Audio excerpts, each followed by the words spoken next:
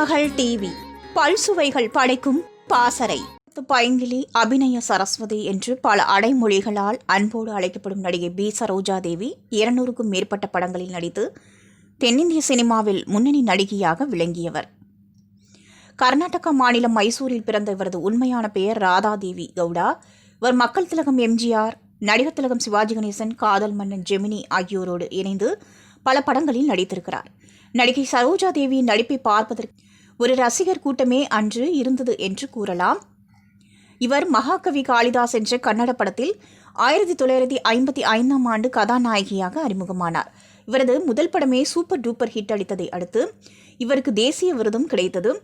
தமிழில் இவர் நடிப்பில் வெளிவந்த நாடோடி மன்னன் திரைப்படம் ரசிகர்களின் மனதில் நீங்காத இடத்தை பிடித்தது. அதே போலவே கல்யாண பரிசு படத்தில் 1959இல் நடித்திருந்தார். இந்த படமும் இவரை ரசிகர்கள் விரும்பும் நாயகியாக மாற்றியது. இவர் முதல் படமான மகாகவி காளிதாஸ் படத்தில் நடிக்கும்போது இவரை போட்டோ எடுத்திருக்கிறார்கள். அப்போது இவர் கண்ணில் இருந்த மச்சத்தை நீக்க ஆபரேஷன் செய்ய வேண்டும் என்று சொல்லி பயமுறுத்தி விட்டார்கள். இதை கேட்டவுடனே பயத்தால் அழுததோடு மட்டுமல்லாமல் தன் அம்மாவிடமும் சொல்லி இந்த படம் நமக்கு தேவையில்லை, சென்று விடலாம் என்று கூறினாராம். ஆனால் இவரின் அம்மா இவரை சமாதானப்படுத்தி இயக்குனரிடம் இது பற்றி கேட்டிருக்கிறார்.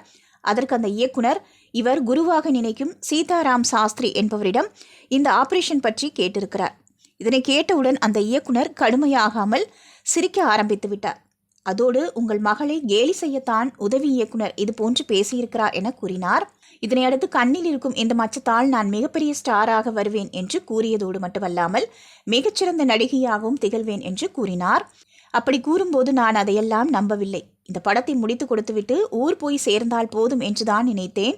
எனினும் முதல் படத்திற்கே எனக்கு தேசிய விருது கிடைத்ததை அடுத்தடுத்து பட வாய்ப்புகளும் வந்து சேர நான் படங்களில் தொடர்ந்து நடிக்க அவர் கூறியது போல ஒரு நல்ல அந்தஸ்தில் மிகச்சிறந்த நடிகையாக உருவெடுத்து விட்டேன் என்று கன்னடத்து பைங்கிலி தனது கொஞ்சம் மொழியில் பேசியிருக்கிறார்.